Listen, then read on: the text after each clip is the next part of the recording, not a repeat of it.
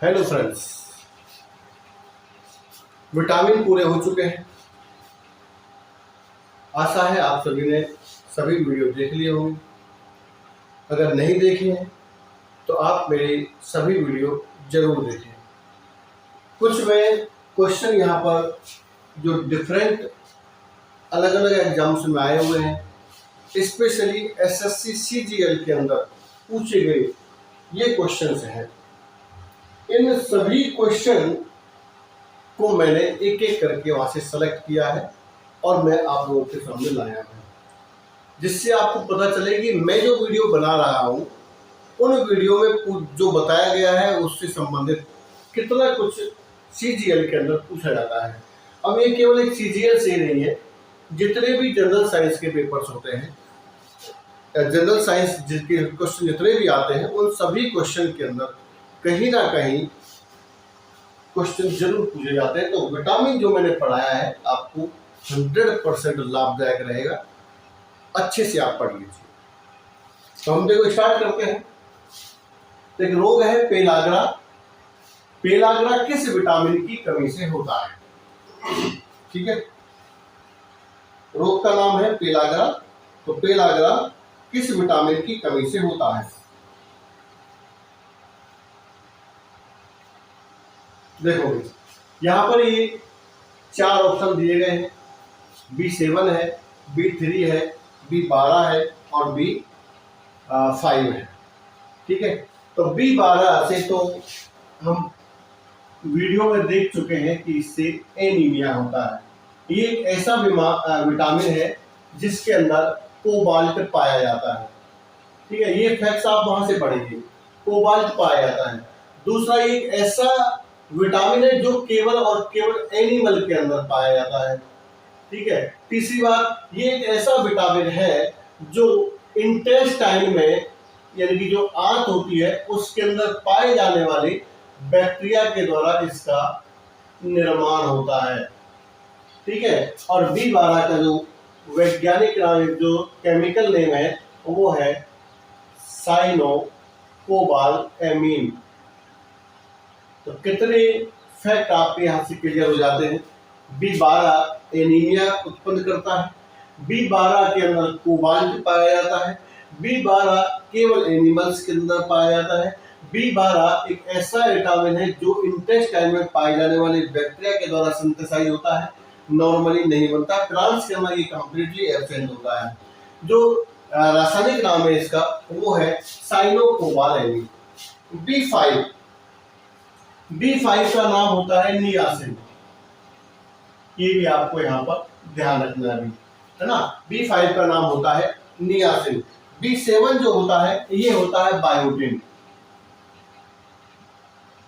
B7 जो है वो होता है बायोटिन। B3 जो होता है ये है पेंटोथेनिक एसिड। पेंटोथेनिक एसिड वही, ये सभी विटामिन बी कॉम्प्लेक्स के घटक हैं। तो B5 जो विटामिन है, vitamin B5, vitamin B7, vitamin B3, vitamin B12, तो एक एक करके हम लोग देखते हैं। तो B5 से होता है पेलाग्रा, जिसके हम बात कर रहे हैं। B5 से होता है पेलाग्रा। B7 से डर्मेटाइटिस होता है, डर्मेटाइटिस होता है, हेयर फॉल भी होता है, लॉस ऑफ हेयर फॉल। और B3 से होता है depigmentation of hair, depigmentation of hair, ये B3 से होता है। ठीक है, तो ये कुछ तथ्य हमने यहाँ पर रखे हैं आपके सामने। तो यहाँ पर हमारा जो आंसर है वो होगा B5, क्योंकि पेलाग्रा B5 विटामिन की कमी से होता है। नेक्स्ट क्वेश्चन है, वसा घुलनशील विटामिन कौन से हैं? ये तो आपको उंगलियों पर याद होने चाहिए। जो फैट सॉल्युबल जो विटामिन होते हैं वो हैं A, D, E और K, और जो वाटर सॉल्युबल है, वाटर सॉल्युबल वो है B और C। ठीक है, तो यहाँ पर देखो K है ई है, डी है, तो ए डी ई के ए नहीं है, तीनों है, तो इसका मतलब है कि ये सभी कैसे हैं, फैट सॉल्युबल विटामिन। उसका जो रेटिनॉल किस विटामिन का रासायनिक नाम है, रेटिनॉल। तो देखो बात ये कि आपको याद रखना है रेटिना, रेटिनॉल मतलब रेटिना, और रेटिना होता है आई के अंदर, ठीक है, और आई के अंदर होता है रतौंधी रोग, ब्लाइंडनेस, रतौंधी, ठीक है। तो रतौंधी जो है वो होता है विटामिन ए की कमी से, तो सीधी सी बात है भाई, विटामिन ए की कमी से है तो रेटिना है, तो रेटिना इसका मतलब क्या है, रेटिनॉल, यानी कि विटामिन ए का जो रासायनिक नाम है वो रेटिनॉल है, ये आपको ध्यान रखना है, ठीक है। नॉर्मली हम जानते हो क्वेश्चन हमेशा ऐसे पूछे जाएंगे जो थोड़ा कंफ्यूज करेंगे, सीधा सीधा क्वेश्चन नहीं आएगा कि विटामिन ए की कमी से कौन सा रोग होता है, ये तो बहुत पुराने समय में पूछा जाता था, अब तो थोड़ा डीपली मामला आता है। तो रेटिनॉल रासायनिक नाम दिया गया है, या ऐसे हो सकता है विटामिन ए का रासायनिक नाम क्या है, रेटिनॉल है, या रेटिनॉल किस विटामिन का रासायनिक नाम, तो क्या। देखो डी का जो नाम होता है, या सबका देख लेते हैं, डी का जो नाम होता है, पहले देखो इधर से चलते, सी का जो नाम है वो है ascorbic acid, ascorbic acid.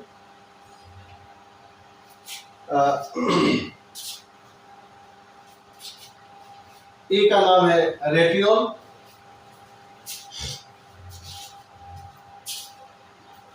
B का जो नाम होता है वो होता है कैल्सिफेरॉल,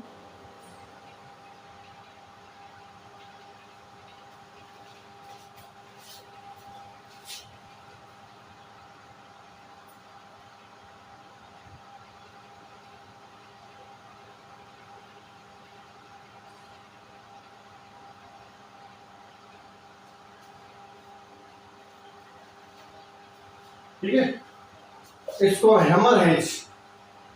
हैमरहेड फैक्टर के नाम से इसको जानते हैं।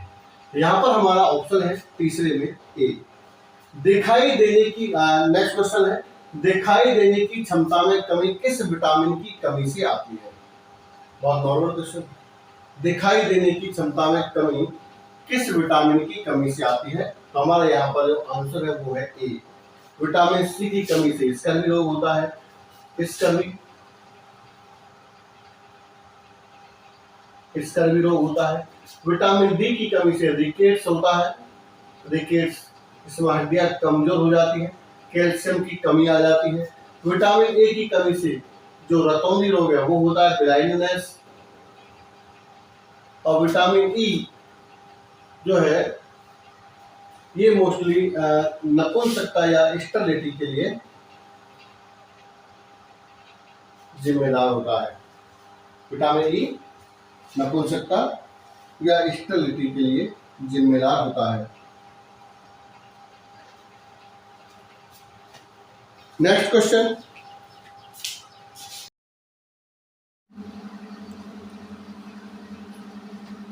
अगला क्वेश्चन है कि विटामिन का राजा किसे माना जाता है, द किंग ऑफ विटामिन। तो ये तो इसका आंसर है सी, सॉरी बी, सेकंड नंबर, कि विटामिन सी को विटामिन का राजा कहा जाता है या माना जाता है। ये मैंने जो विटामिन का पहला वीडियो है वहां पर भी इसको डिस्कस किया था कि विटामिन का राजा विटामिन सी को माना जाता है। नेक्स्ट, रक्त का थक्का बनने में कौन सा विटामिन सहायक होता है, रक्त का थक्का बनने में कौन सा विटामिन सहायक होता है। तो देखो डी तो है ही, क्योंकि डी का काम होता है हड्डियों को मजबूत करना, सी का काम अलग है, बी का काम अलग है। तो यहाँ पर आप देख सकते हैं कि ये सही आंसर है इसका विटामिन के। एक वीडियो है इसमें, रक्त का थक्का कैसे जमता है उसके नाम से, आप उस वीडियो को देखकर कंसल्ट कर सकते हैं कि किस प्रकार से रक्त का थक्का जमता है। जब विटामिन के यानी कि लीवर जो होता है, लीवर ये प्रोथ्रोम्बिन प्रोटीन बनाता है, और यहाँ पर विटामिन के जो है ये प्रोथ्रोम्बिन को थ्रोम्बिन में कन्वर्ट करता है। तो विटामिन के ही मोस्ट इम्पोर्टेंट रोल अदा करता है रक्त का थक्का जमने में। तो वो वीडियो आप देखकर कंसल्ट कर सकते हैं कि रक्त का थक्का कैसे जमता है, कौन कौन सा प्रोटीन इस रक्त के ब्लड क्लॉटिंग में काम में आते हैं, तो वहां आप उसको देख सकते हैं। कौन से विटामिन का संबंध सूर्य के प्रकाश से है, तो इसका देखो सभी सुना ही होगा कि धूप पर बैठो विटामिन डी मिलेगा, धूप पर बैठो विटामिन डी मिलेगा। तो इसका सही आंसर है विटामिन डी। तो ये फलों से मिलता है, ये भी फलों से ही मिलता है, ये भी फलों से मिलता है। तो ये जो है ना, ये विटामिन डी ये हमको फलों से नहीं मिलता, बल्कि इसका संश्लेषण जो है वो स्किन के अंदर सूर्य के प्रकाश में होता है। नेक्स्ट क्वेश्चन है, किस विटामिन की अधिकता यानी ओवरडोज लेने से, किस विटामिन की अधिकता से यकृत डैमेज हो सकता है। ये वही थोड़ा उल्टा क्वेश्चन है। अब तक हमसे पूछा जाता था कि कौन सी बीमारी हो सकती है, ठीक है, लेकिन अब हमसे पूछा गया है कि अगर उसकी ओवरडोज ले ली जाए, अधिकता हो जाए, तो किस विटामिन की अधिकता से यकृत लीवर डैमेज हो सकता है। तो आंसर तो है इसका B3, सेकंड नंबर, ये आंसर है इसका कि B3 के डोज बढ़ जाए तो फिर लीवर का डैमेज हो सकता है।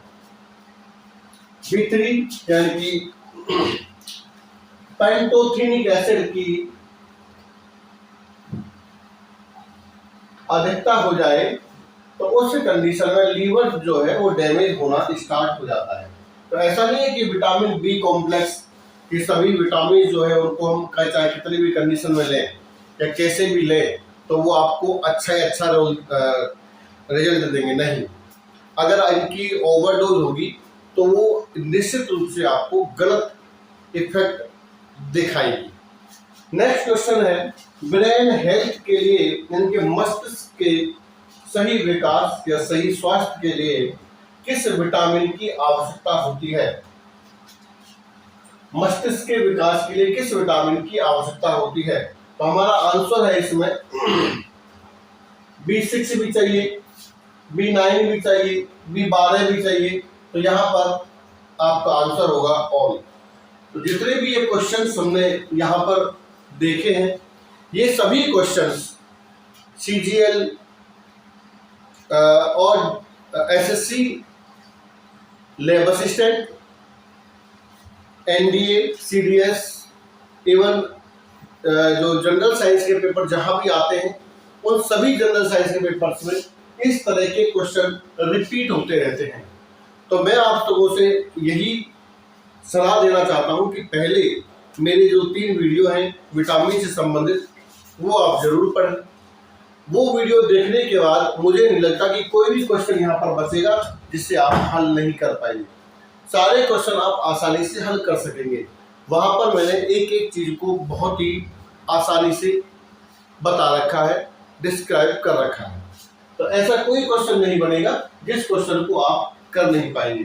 तो ये जो क्वेश्चंस हैं ये सारे क्वेश्चंस इंपॉर्टेंट क्वेश्चंस जो डिफरेंट टाइप्स की जो एग्जाम्स हैं उनके अंदर आए हुए हैं, वहां से मैंने उनको सेलेक्ट किया है ताकि आपको पता चले कि एग्जाम में क्वेश्चन आता कैसे है।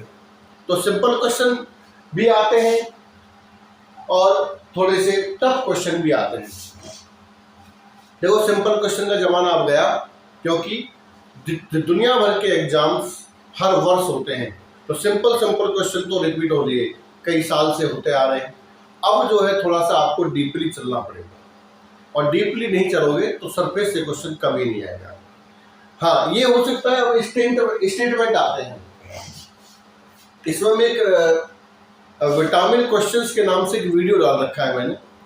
उस तरह से डीपली क्वेश्चंस आते हैं और डीपली क्वेश्चंस में क्या है कि आपको डिफरेंट टाइप्स के विटामिन दे दिए हैं, ठीक है।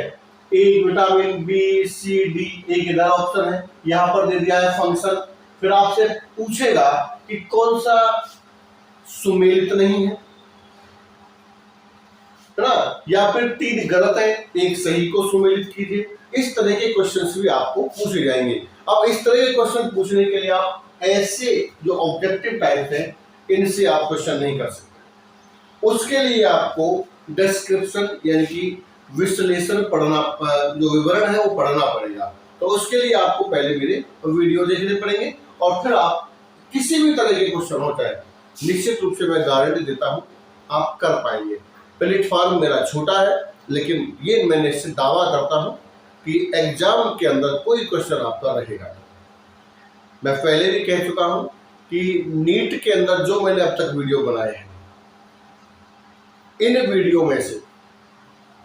वीडियो में से नीट के अंदर अगर एक भी क्वेश्चन बाहर चला जाए तो मैं पढ़ाना छोड़ दूंगा। और मैं इस एग्जाम में देखा था, मैंने नीट के अंदर, नीट 2024 जो हुई थी, कि उसमें से मैंने अभी तक जितने वीडियो बनाए हैं 45 में से 26 क्वेश्चन, 45 में से 26 क्वेश्चन मेरी अब तक की वीडियो से हैं। तो ऐसा नहीं है कि नहीं आएंगे, समझेंगे, आप पढ़ेंगे तो निश्चित रूप से आप सफलता मिलेगी। ऑल द बेस्ट सभी प्रकार के एग्जाम की तैयारी जो कर रहे हैं उन सबके लिए। वीडियो अच्छा लगे तो लाइक कीजिए, कमेंट कीजिए, शेयर कीजिए, सब्सक्राइब कीजिए। Thank you very much.